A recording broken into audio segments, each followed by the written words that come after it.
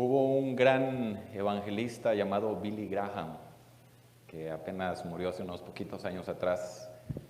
Hace 40 años, él era un evangelista americano, pero hace un poquito más de 40 años, él dijo: si Dios destruyó a Sodoma y a Gomorra en el tiempo pasado y no destruye este mundo, Dios tendría que pedirle perdón a Sodoma y Gomorra, porque los tiempos en los cuales estamos viviendo son peores que los de aquel tiempo.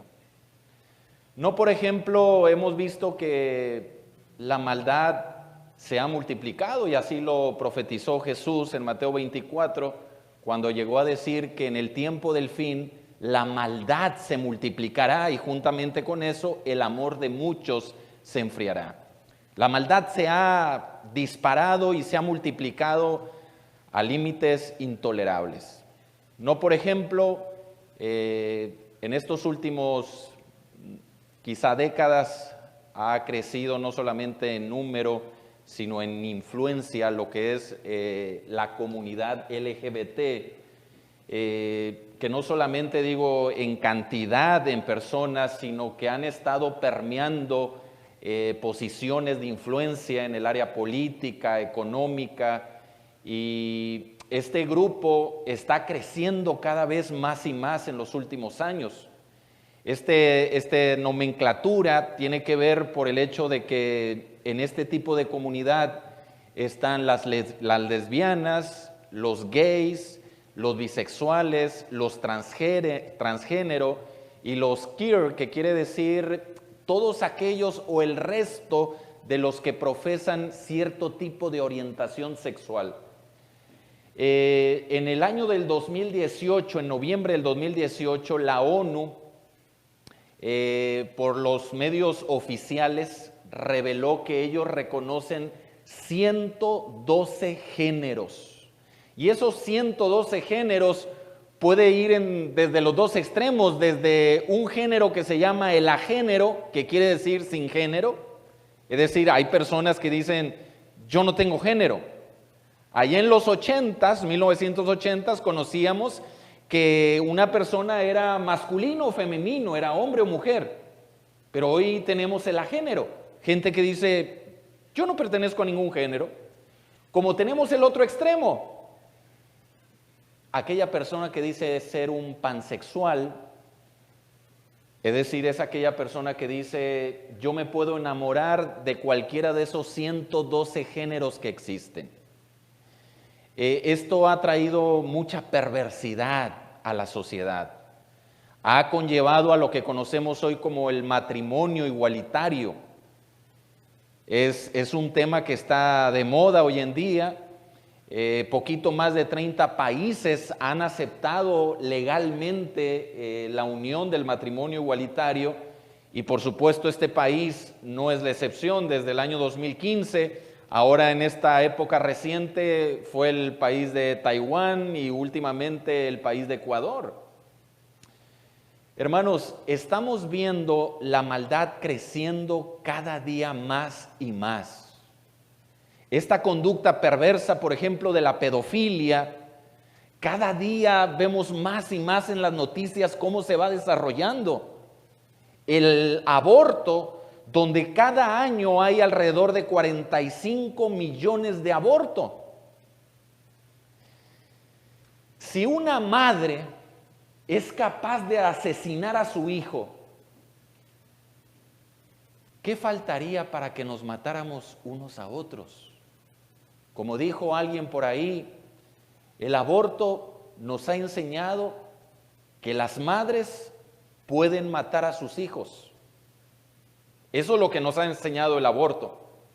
Pero la eutanasia nos enseña cómo los hijos pueden matar a los padres.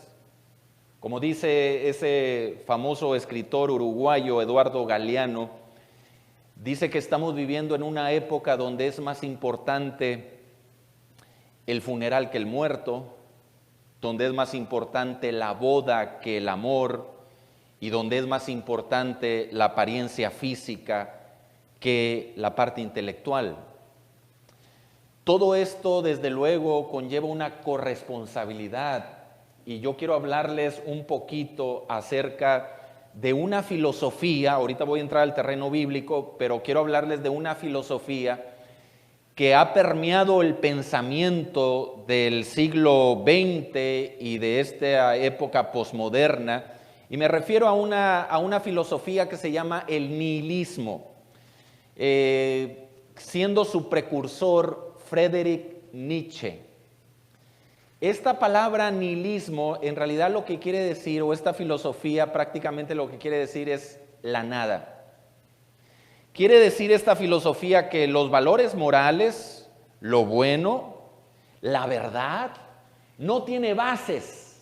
Es decir, no tenemos un derecho legítimo de aceptar lo que es bueno, lo correcto, la verdad. No tiene bases, dice esta filosofía. Esta filosofía dice que tú puedes tener tu propio código moral, tú lo puedes configurar, no te lo puede establecer la sociedad. Lo moral es tu intuición, es tu percepción. Las enseñanzas claves del nihilismo básicamente son tres. Número uno, la vida no tiene sentido. Número dos, tú eres libre de hacer lo que quieras. Y número tres, Dios está muerto. Teniendo como base esa filosofía, hoy el mundo posmoderno va más y más en la maldad. Semejante como lo que pasó en el libro de Génesis cuando dice la Biblia en el capítulo 6 que vio Jehová que la maldad era mucha en la tierra. Ahora, lo que quiero es que estudiemos esta noche, hermanos, o esta tarde, es cómo opera Dios en un contexto de una pestilencia. Y permítame primeramente definir lo que es una pestilencia en el contexto bíblico. Fuera del mundo bíblico, la palabra pestilencia tiene que ver con un olor fétido, desagradable. Pero en la Biblia, la palabra pestilencia tiene que ver con una enfermedad que produce mortandad. Es en el contexto bíblico. Y yo quiero que vayan, por favor, al libro de Samuel, si son tan amables. Vamos a ir al libro de Segunda de Samuel, o el segundo libro de Samuel, capítulo número 24. Segundo libro de Samuel, capítulo 24. Y vamos a mirar allí el versículo número 15. Segundo libro de Samuel, capítulo 24, versículo 15. Preste atención a lo que dice este texto. Dice, y Jehová envió la peste o la pestilencia sobre Israel desde la mañana hasta el tiempo señalado. Y murieron del pueblo desde Dan hasta Berseba 70,000 hombres. Cuando la Biblia dice que Jehová envió una peste sobre Israel, está diciendo que envió una enfermedad que produce mortandad. Ahora, ¿por qué razón Dios envió la pestilencia a Israel? Bueno, el contexto, no podemos leer todo el capítulo, pero le resumo todo el contexto del capítulo. Resulta que en los últimos capítulos del libro de Samuel, David está ganando batallas, está conquistando pueblos, naciones. Llega un punto donde la gloria de David ha crecido tanto que él considera que gracias a su ejército y a la cantidad de soldados que tiene en su pueblo, él ha ganado esas batallas. Así que toma una decisión bastante temeraria y es la decisión de censar al pueblo. Pero más que censar al pueblo, era censar a los hombres de guerra, a sus ejércitos. Usted dirá, bueno, ¿qué tiene de malo hacer un censo en el pueblo, en el ejército? Porque Dios conocía el corazón de David. Y la razón por la cual David decide censar al pueblo y al ejército es porque quería evidenciar ante las naciones el poderío militar que él tenía con los cuales había ganado la batalla sobre muchas naciones. De eso se dio cuenta el Señor. Dios se dio cuenta lo que había en el corazón de David. ¿Qué estaba haciendo David al tomar la decisión de censar al ejército y al pueblo? David estaba confiando más en sus caballos, en sus hombres de guerra, en sus armas, e ignoraba que las victorias que había tenido en el pasado reciente eran gracias a la bendición de Dios. Así que cuando el Señor ve esta obra y esta intención maliciosa de David, de querer tomar la gloria, de ensalzarse delante de las naciones, Dios, dice la Biblia en el verso 15, envió una pestilencia a todo Israel. Ahora, hermanos, aquí hay algo bien interesante. Esta pestilencia, la Biblia no dice cuánto tiempo duró, solamente dice que se retiró hasta el tiempo señalado. ¿Saben ustedes, según el capítulo 24 de 2 de Samuel, en qué momento se retiró esta pestilencia?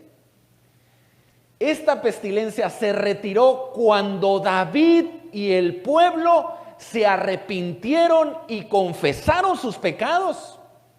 Dios retiró la mortandad, que en ese tiempo ya sumaba 70,000 personas.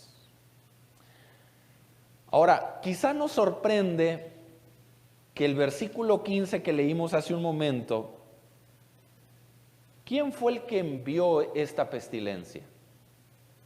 El verso 15 dice que Jehová envió la peste sobre Israel. No era Satanás. Hermanos, nos han enseñado, fíjese lo que nos han enseñado. Nos han enseñado que nada malo nace en la mente de Dios. Que Dios no puede ser el autor de algo malo. Que todo lo malo nace de Satanás. Pero permítame someter ante ustedes que según la Biblia dice claramente que Dios envió la pestilencia. Entonces la pregunta aquí es, ¿puede Dios enviar algo malo? ¿Puede Dios usar lo malo para castigar a su pueblo, a la iglesia y a las naciones? Según ese versículo, dice que Dios envió la pestilencia. Nosotros hemos querido a veces como de adornar y tratar de proteger el carácter de Dios.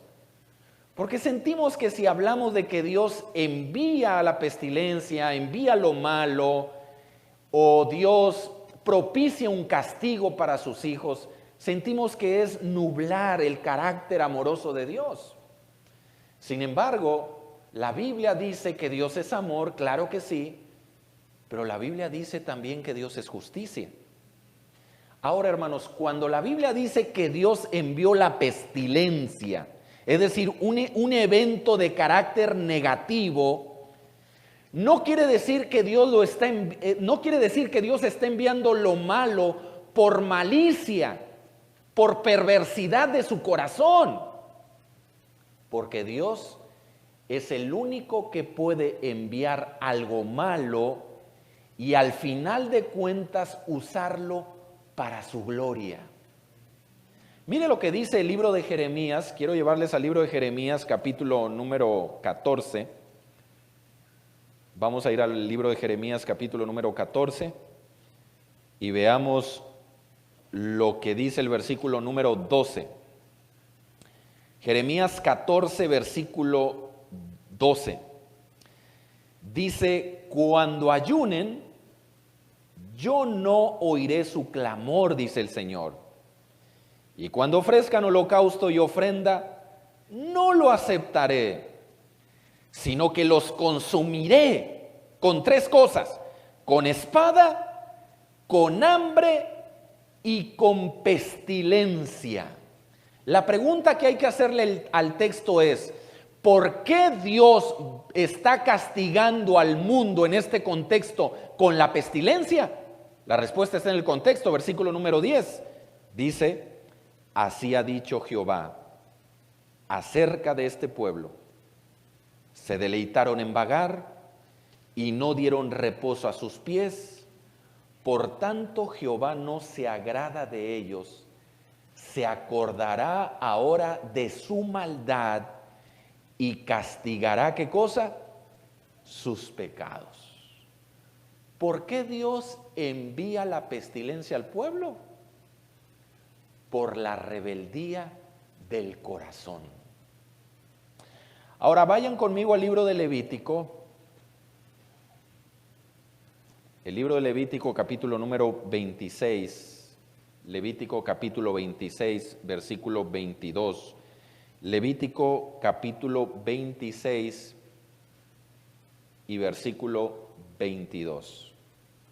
Levítico 26, verso 22 en adelante dice, enviaré también contra vosotros bestias, fieras que os arrebaten vuestros hijos y destruyan vuestro ganado y os reduzca en número y vuestros caminos sean desiertos, verso 23.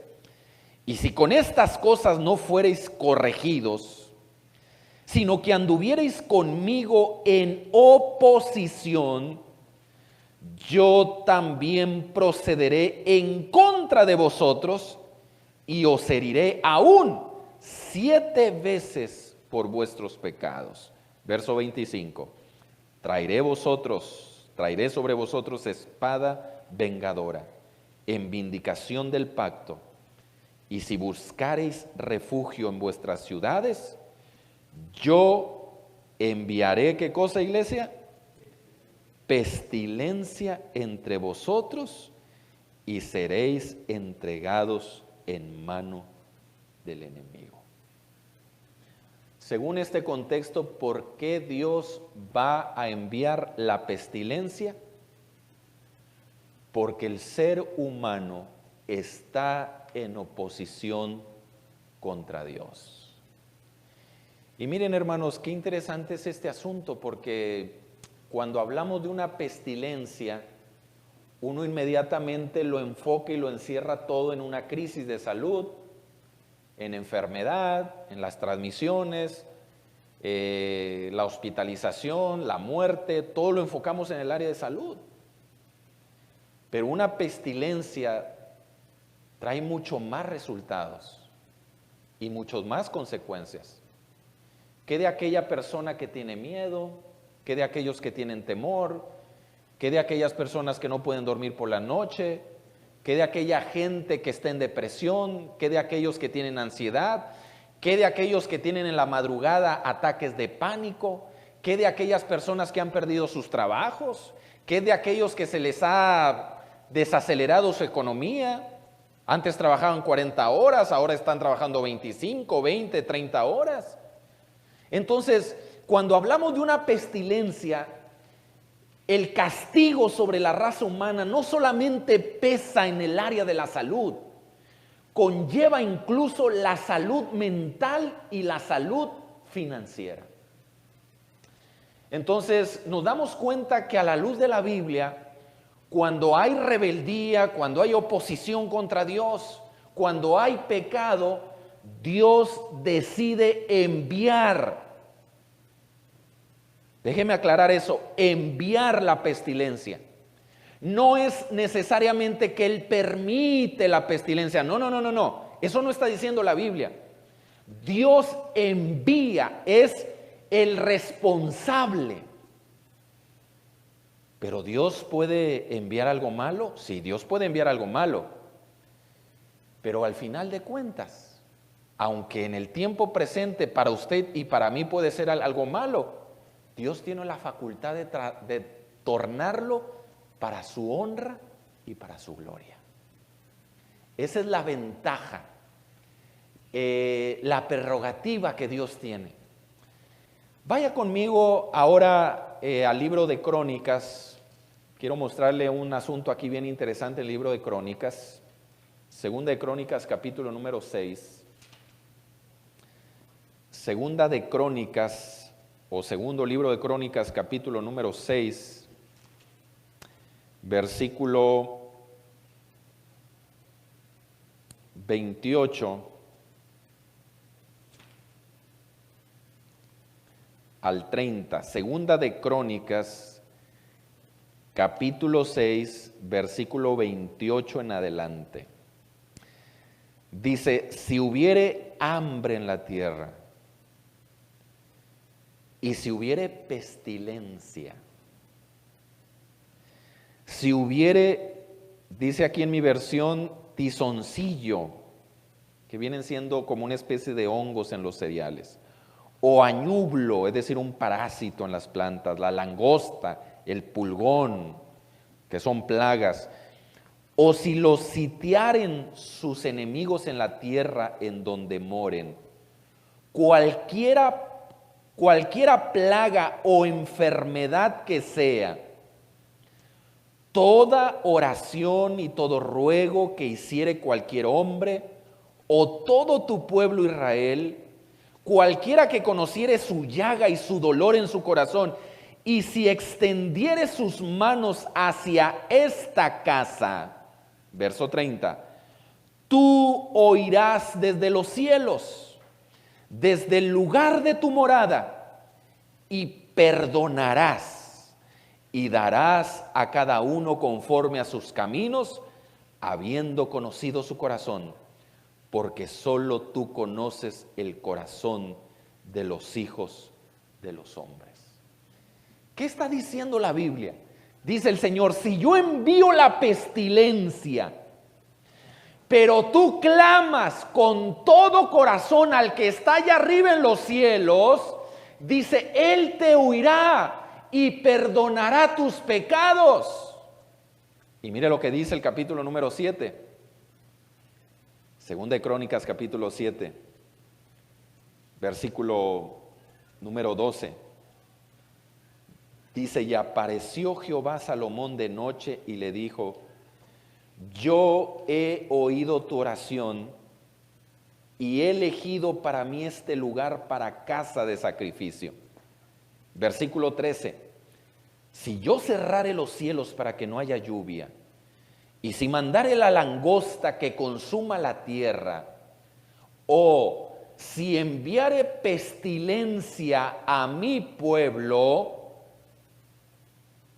todos los reflectores en el verso 14, si se humillare mi pueblo, sobre el cual mi nombre es invocado, y oraren, y buscaren mi rostro, y se convirtieren de sus malos caminos, entonces yo oiré desde los cielos y perdonaré sus pecados y sanaré, ¿qué cosa, iglesia? Y cuando la Biblia dice y sanaré su tierra, se refiere a la sanidad en relación a la enfermedad traída por la pestilencia. En otras palabras, hermanos, la razón por la cual la pandemia ha permanecido tanto tiempo entre nosotros, ¿tiene usted esa respuesta? La respuesta es obvia. Es porque la iglesia, el pueblo de Dios y las naciones no se han arrepentido. Vaya al libro de Apocalipsis, capítulo número 16. Apocalipsis capítulo número 16, versículo número 1. Apocalipsis 16, versículo 1 y 2. Apocalipsis 16, verso 1 y 2 dice, oí una gran voz que decía desde el templo a los 7 ángeles, id y derramad sobre la tierra las 7 copas de la ira de Dios.